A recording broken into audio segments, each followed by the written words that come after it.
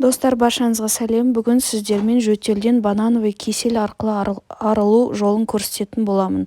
Кішкентай балаға да, үлкен кісілерге де пайдасы зор. Жөтелден оңай құтылу жолы. Бронхитті де осы жолмен емдеуге болады. Құрамы: 1 банан, 1 ас қасық бал және 200 мг су қайнаған.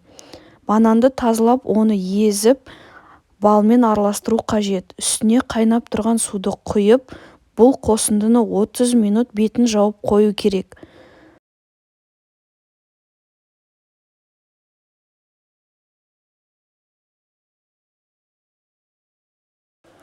Пайдалы кисель дайын. Жарты кеседен әр 2 сағат сайын жылытып ішу керек. Бірнеше күннен соң нәтижесін көресіз.